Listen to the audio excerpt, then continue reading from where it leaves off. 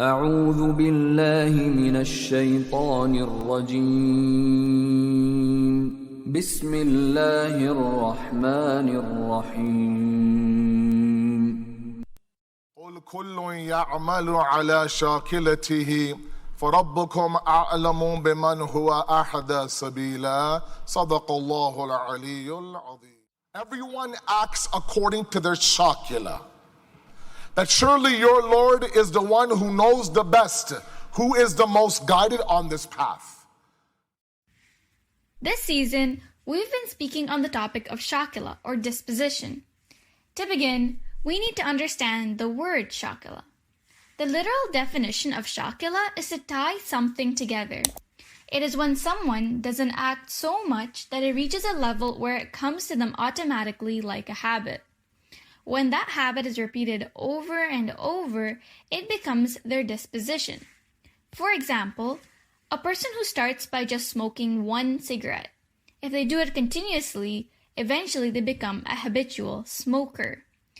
The act and the person are separate, but the act is the mirror of the doer and will only reflect who the doer is. As long as the doer is corrupt, the act will be corrupt. If the doer is good, the act will be good. By building up your disposition, you take the offensive approach to the problems you are faced with. Instead of waiting to solve them as they arise, you build yourself up to divine disposition such that if anything ungodly tries to influence your life, it automatically becomes meaningless due to its disassociation from God. It's like the example of a boxer who creates a guard that is very strong so they can adequately defend themselves until the perfect moment to strike. In a similar way, we need to build up our disposition against the societal issues that we face until they don't affect us at all. So, what are the steps to develop your shakila? The disposition always begins as a simple thought.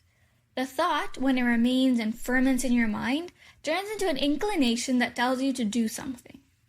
The next step is acting on that disposition. When you repeat the act over and over and over, even as it becomes an unconscious habit, it then becomes part of your disposition. We can even see this in the fact that it took the Prophet 40 years to convince people that he was Sadiq and Amin. Imam Ali alayhi salam has told us that the act you do small but consistently is better than the large act that is done once. It's important to remember that this is not a godless process. The criteria is a lot. There is a tendency inside us that inclines towards bad, and there's one that inclines towards God and towards goodness. You do not simply accept every temptation, good or bad, and give into it saying, "This is who I am." The beauty of this process is in reaching and staying on the right path by your choice, even though there are other wrong things that are tempting. This is how you become a mujahid, someone who is inclined towards something but fights his base inclinations for what is right. This is Jihad al-Akbar, when you fight your wrong inclinations and choose to only do what is told to us by God as a right thing to do. But this is why change is so hard and therefore rewarded in Islam. We can see this godly shakila in Imam Hussein alayhi salam, whose shakila would not allow him to sit and give bayat to a tyrant like Yazid. So what kind of shakila do we want to build in ourselves? And are we willing to work towards it?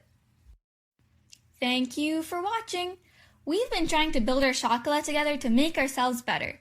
For this week, try to reflect on the type of shakla that the Imams had and how we can build it up in ourselves. See you next week.